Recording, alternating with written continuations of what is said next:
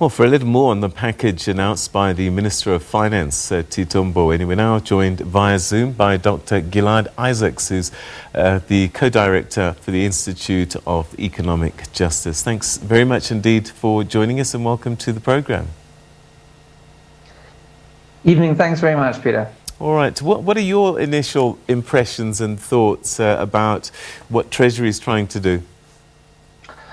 So there is good here and there is gaps. The thing which I think is the most positive here is that we do have a injection of funds. This is, it is using increased tax revenue to ensure that there is relief in the economy. However, once one looks at the allocations themselves as well as what's absent, one starts to realize that this package is insufficient to meet the scale of the crisis. So, for example, on the SRD 350 grant, we were hoping that it would be extended both for its original applicants and for the excluded caregivers who were previously excluded. What we know now is it only covers about half of those excluded caregivers, so about 3 to 4 million of the 7.1. If we look at the UIF funds for the wage support via TERS, what we see is that there are restrictions which about the level of formality of your business, which excludes many small and informal entities. If you look at taxation, it's deferrals only, whereas previously we also saw a tax holiday from the skills development levies. So there's various gaps in what has been put forward. And then, of course, there are areas which have not been catered for at all. All right, so let's start with your concern about the scale of the problem and that these measures are just not going to be enough. What are the consequences then of not dealing with the problem adequately? On the one hand, we were speaking to Professor Patrick Bond, and he says that social unrest could be a direct consequence for not meeting some of those needs.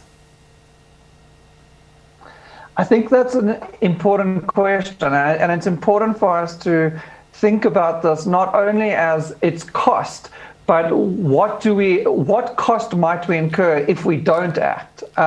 So a key gap here, for instance, is in business support, right? They've announced this ambiguous 2.3 billion in support for small businesses, okay?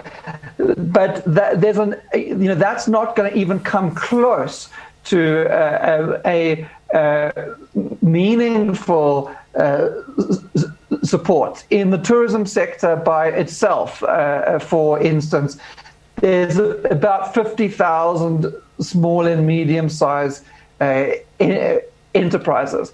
If one wanted to offer those 50,000 rand for this lockdown period, that's 2.5 billion just on its own. And just the accommodation sector, for instance, normally has an annual income of 50 billion rand.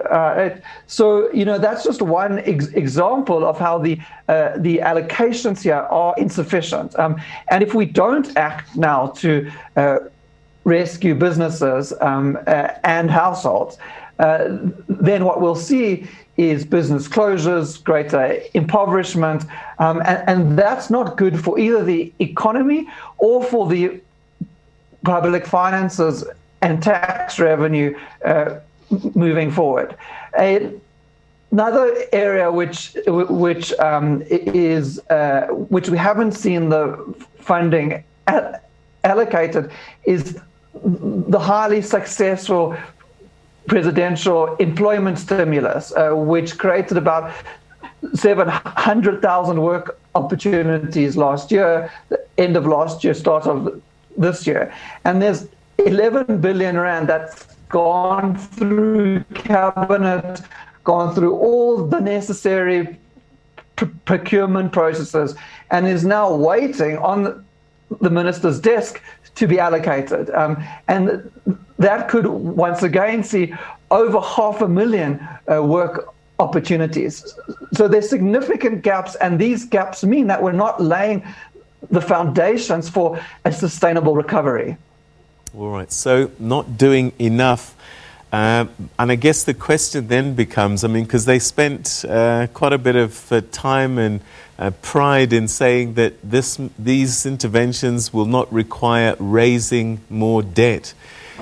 So one gets a sense that that's the priority, is to try and balance these books. So how do you do the things that you're suggesting we do, but at the same time we've got this budget deficit, this balancing of the books that was required to be managed? You can't win both ways. So do you say it's more important to get the job done properly, let's do that now, and then fix the budget later? Or do we fix the budget and do as much, whatever little we can in the interim? How do you decide between the two?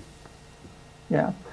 Interesting research came out of the United States Congressional Budget Office after the 2008 financial crisis. And that looked at what does one do in the moment of a crisis. And the answer was go big, go early, and go household. And we see that worldwide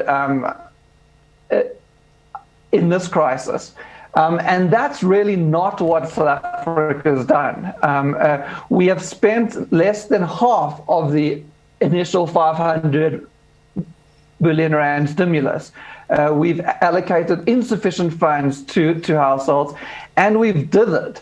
And so what we know in these crisis periods is that the worst thing one can do for one's budget and one's government finances is to allow an economy to implode.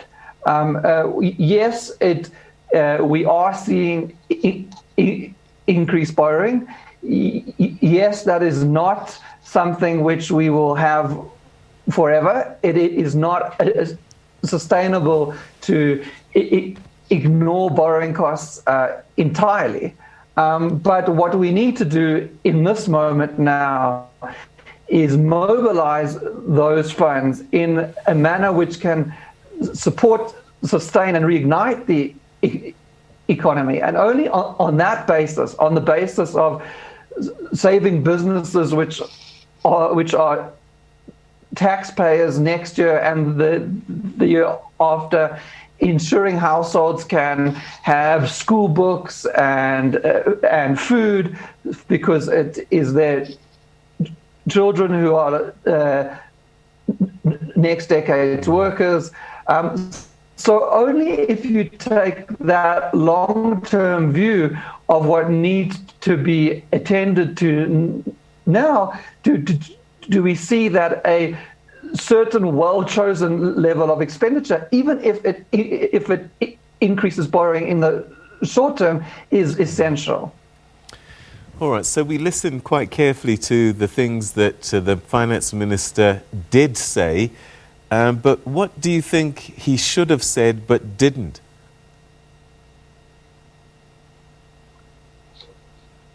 So we put out about 3 weeks ago from our institute a rescue package that is double the size, 70 billion. And I've mentioned some areas which I think the minister did not give any clear indication that there is support coming. So one of those is in business grants.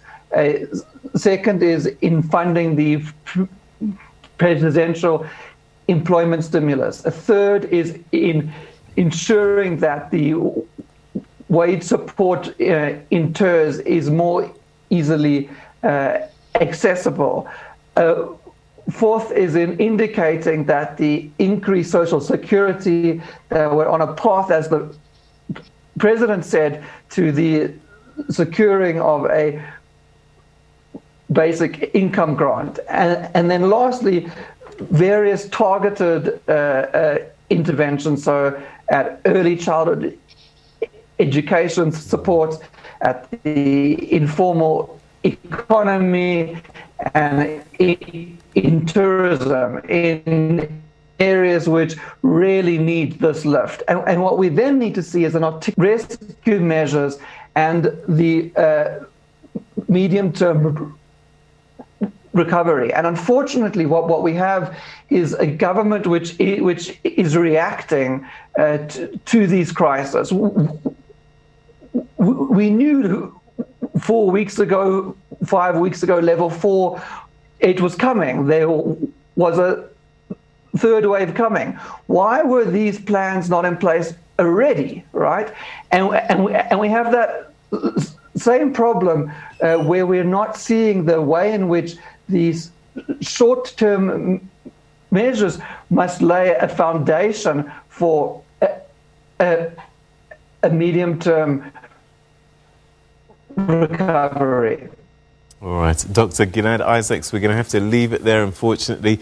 This is something we could talk about for hours, but unfortunately time's not on our side. But thank you so much indeed for joining us on the programme this evening. Excellent, thanks very much.